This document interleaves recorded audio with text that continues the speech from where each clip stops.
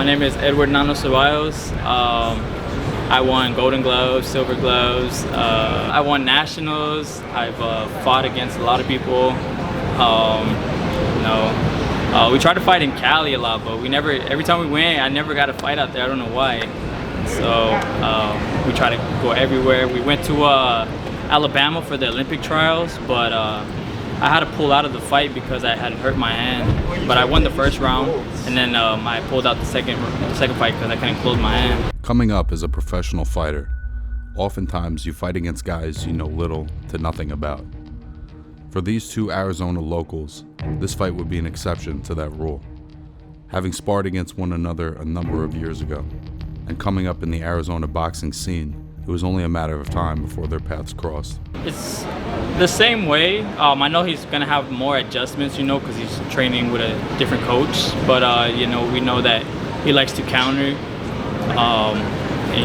That's how he pushes the fight, just countering. And when we sparred, it was a good sparring session. I think we only did a couple rounds. We didn't do that many rounds. But what I know from him, we've seen him in the amateurs. We actually never fought in amateurs, but yeah, we'd see him here and there, and I'm pretty sure he's seen me fight too, so. You guys are familiar, for sure. Yeah. Oh man, he's strong. I mean, I've known him, I've seen him fighting for years in the amateurs. So I know his background. He's a really good, strong, competitive fighter, so I'm not expecting an easy fight, but he comes to the ring too, so it's gonna be a good one. Yeah, as far as fighters I fought, yeah, it'd be the biggest test, and his record speaks for it. He's 15-1, so he's not going to be somebody that we're just going to walk over, and that's not what I wanted. I didn't want nobody that was easy, that put a show just for my fans and stuff. Like, I want to take all the hard fights, and this is one of them. And beating Jesus, is going to raise me up because he's already had his foot in the door. He fought with that Mayweather prospect, so if I beat him, hopefully I could step my foot in there too, and get one of the good prospects and put in a good show with them too. Don't stop there.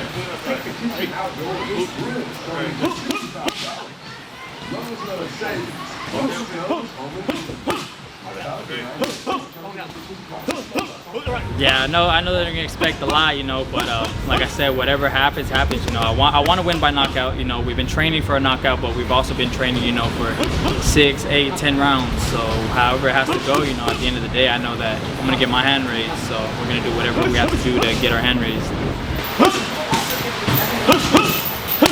Coming off a highlight reel knockout this past July, Edward is ready to take the biggest step up in his career thus far.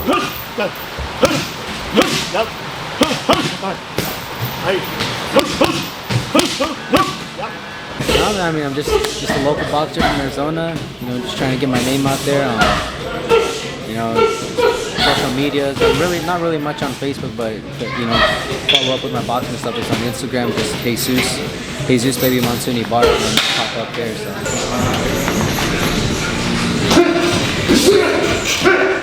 So I was just messing around with my dad, just play fighting with them and stuff like that. And he's like, I'm gonna take you to a boxing gym. I was like, yeah, let's do it. I didn't really take it too serious. Like, yeah, whatever, let's do it. And he took me in, and I liked it. And then at the time I was a hefty kid. I was chunky, so my plan was to just lose weight at first. Lost weight, and then I started sparring, and then I switched gyms and got more serious with it and started competing amateur, and ever since then, I just got hooked and just kept going. I lost my first amateur fight, and that a lot of people, would kind of lose motivation or whatever after their first loss, but it didn't really affect me, and then I just kind of added more fuel. So my second amateur fight, I ended up winning, and I think I gave the kid an 8 count too, so it was pretty cool. This past March on the David Benavidez versus Caleb Plant undercard, Jesus Ibarra walked into the MGM Grand an undefeated fighter, sporting an impressive record of 15-0 with 13 knockouts. By the end of the night, he would suffer his first loss. He's now relocated to Casa Grande and trains alongside top junior middleweight contender Jesus Ramos, his uncle Abel Ramos, and local favorite Danny Barrios at the Ramos Boxing Academy.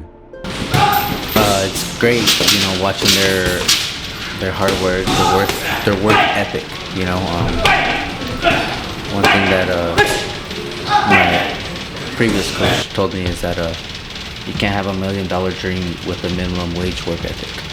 So, and their work ethic is, out of this world. They work hard, they train hard. Just everything they do, they're doing it 110%. They say a picture is worth 1,000 words. With an ever-growing display of photos on the walls inside the home of the Ibarra family, Jesus will never run out of stories to tell. Because that was actually a pretty brutal knockout, and the way his head hit the canvas, like, oh man, So first thing goes through my mind at least is like, well, I hope they're okay, even though it's the sport is go in there and try to beat the hell out of each other. At the end of the day, it's all about respect and making sure the other opponent's safe as well. Boxing can be a lonely road, and it's such a mentally demanding sport. It's key that fighters find time for themselves to break away when necessary. So after my fights, I usually like to sit by myself, whether I'm at my computer playing video games or, just looking stuff up. That's my own quiet place. I put my headphones in, I listen to music, just block everything out and, just readjust myself, because if I don't, I'll end up going to this dark place and stuff, and, I'm not trying to go there no more, because now that I came back, like I said, in a way, I feel like I've revived myself, A lot of fighters don't talk about that, We just, everybody sees it as, just getting in the ring, fighting each other, but they don't see the outside of it, We're all humans, we have a family, we go through stuff, and maybe a lot of people don't share it, but. Like my last fight that I lost, I was going through a lot. I had lost my ex, and then a couple months after, I lost my great nana, so my head was everywhere. But that's when I took time off and I regathered myself, and as soon as I came back, I told my coaches, I said, you know what, like, I'm gonna be dangerous because, I'm fully focused again, I'm concentrated. I want this more than I did before, so I came back when I was ready, and it showed on July 1st when, we got the knockout. I'm excited for the new Exorcist movie coming out with the kids. It's creepy. I've always been on like the Exorcist movies. I don't know, but the first Conjuring movie, the one that scares me for sure. And specifically, it's the scene where I don't know if you've seen it, but they're like in the bedroom, the kids, and like there's like a little demonic looking girl on top of a dresser looking down at him. I don't know, that scene was like... The one that got me, it was a part of the Conjuring universe, but it was Annabelle 1. When they're playing hide and seek, and there's that little, there's that closet. Yeah, Oh, we were watching Insidious, when the newest Insidious, when the guy was drawing, and then out of nowhere, the demon grabs his hand while he's drawing. Because nothing scary had happened yet. That was the first jump scene. Yeah. We all it was funny.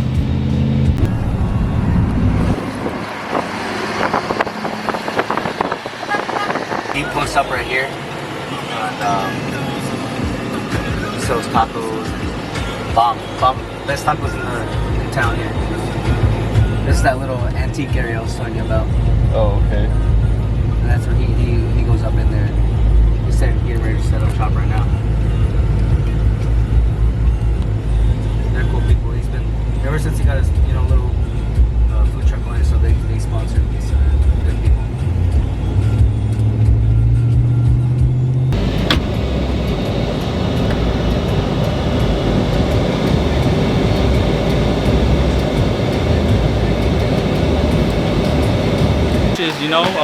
Ever since that long layoff, like I said, they always stuck by my side. They never gave up on me.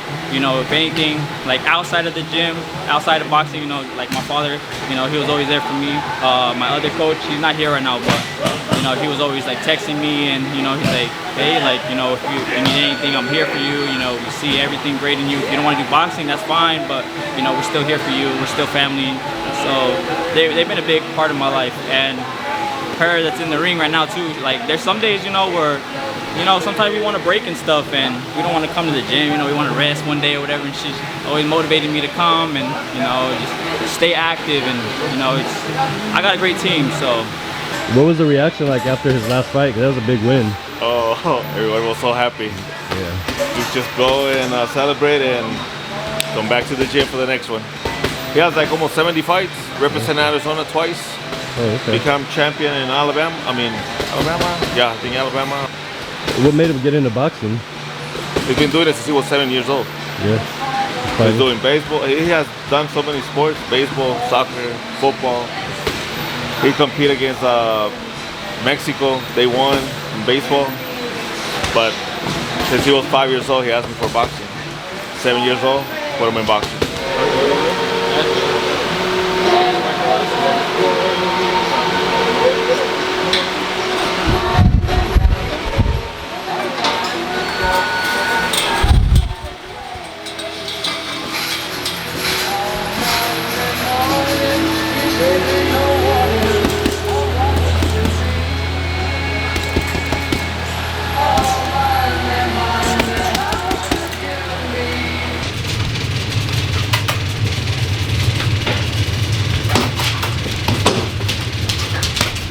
Even during a hectic training schedule, Jesus always makes time for his two closest companions, his dogs.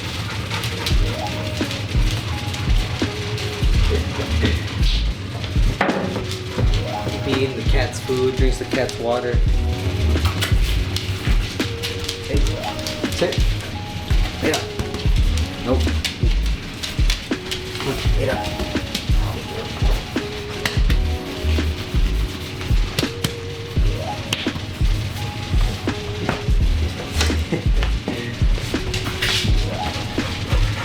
But he's super jealous. Yeah, I can see that. Yeah. She's like.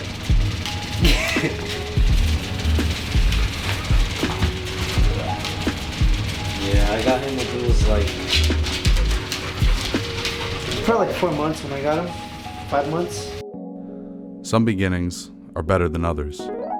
How we grow from ours is solely up to us. You're from Phoenix? I'm born in California, Escondido, but I was raised out here my whole life. When did you move out here? When I was 6 months, because my mom left me when I was 6 months, and my brother was a year and a half, and you know, California's expensive, and my dad he was 20 when he had me, and 18 when he had my brother, so he couldn't afford it, so we ended up coming out here with my grandma, and that's just where we basically were raised at. Have you ever met your mom? Yeah, she tries to come back into my life, and so, you know, I let it, but you know, it's just sometimes it'll be rough, or sometimes, you know, like it'll hit me like in the past, but usually I just get over it, you know. I know for my brother it's a little bit tougher because he was older, so he knew what was going on a little bit, but he's always like, I don't know how you can't hate her and this and that, but I have a good heart, so, you know, I just, the way I see it is like, you know, that's their problem, what had happened. Like, yeah, it sucks, you know, that we had to grow up that way, but it's just like, that was their problem, and they were, you know, young parents, especially with 2 kids, so, you know, that's why I'm like, you know, like, that could have played a factor. They thought they were ready, they were in love, you know, back then, so it's just, they moved too fast, and, you know, things happen. So now, you know, she'll be there, you know, as much as she can, because she lives in California, and so, like, she actually came out here, I want to say a month ago or 2 months ago. She came to see my son, so she tried to make an effort to see my son. So I'm like, hey, like, you know, like I do believe in like changes and stuff, and I do believe in, you know, second chances, and, you know, my brother may not agree with me or whatever, but I'm just like, hey, it's my life, it's my kid, you know, I can do it as I want.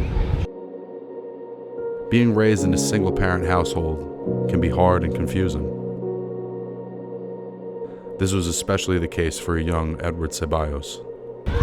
I didn't really understand it a lot, but my tia, she was like my mother, kind of, so I would call her mom for like the longest time until I got older, and that's when like they broke it to me. They're like, hey, like, you know, you don't have to call me mom and stuff, and that I was an emotional kid, so like that broke my heart.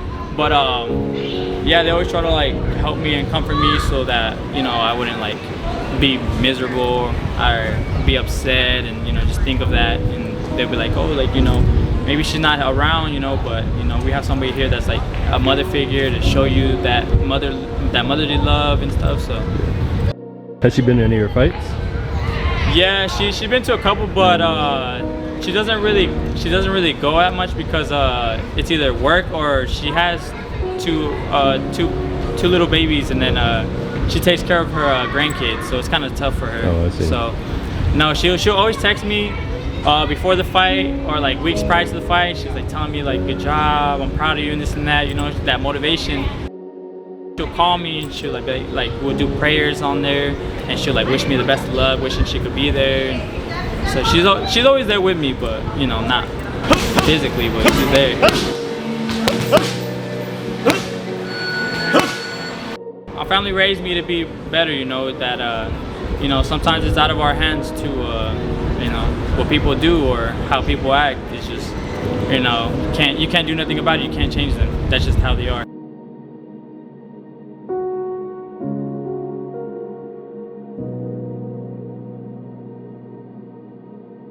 With training camp winding down, Jesus enjoys every little moment with family, especially his nephew. Get him! Go get him! Get him, Odin! Get him! Get him! Oh my god, don't encourage him. Get him! He's like, whatever, his kid's like, oh, he's like upset. What? He got you?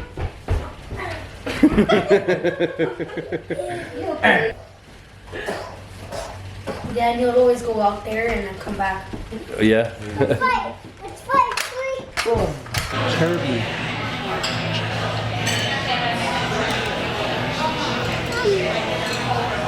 No!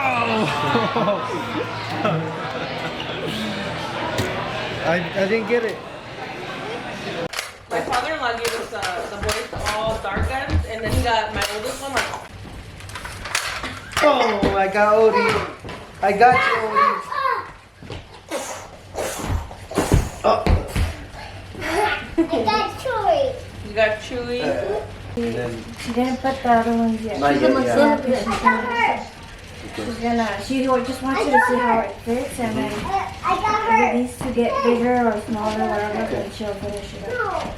It looks nice too. Pretty cool. Yeah. Cool, Papa. Congrats, you have a new shot now. I know. From the side, to get a carrot, yeah. A little bit, yeah. It's a little bit. Yeah, that's what you like tight, huh? Having custom trunks for each fight is not something every fighter is accustomed to. She's gonna get it from right here. But luckily for Jesus, Yeah. his girlfriend's mother designs all of his ring gear. Yeah, just a little bit tighter. And then the belt just a little bit tighter. Tighter? Okay, Just a yeah. bit. Just a little bit. Not a lot. Yeah.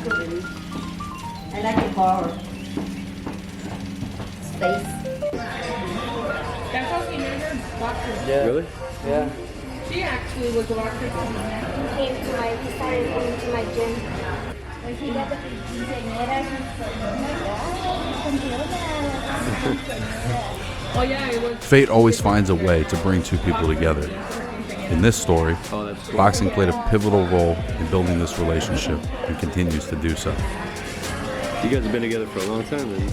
7 years is it? Yeah. Yeah, I met him when I was like 12. They were broke, sis. they were denying each other from their feelings. One of my brother's best friends. What's it like dating a boxer? It's a good experience. I mean, I've been through it all, so it's tough because of his trainings, and I can't really see him as much, but it's pretty good. I can handle it. So you fought too, were you telling me? Yeah, I fought for 12 years. I was 8 years old until I was 20, and I fought for the Nationals in 2014, and I went to West Virginia and I got second place. And how does that experience being a fighter help you dating a fighter? I think it helps us a lot with our relationship. I understand his training camps. I know what he goes through. I know the diets. I know the struggles of having to train a lot every day. So it helps us a lot. As the sun begins its descent across the Arizona desert, while beautiful, it is just a reminder that fight night is only a few days away.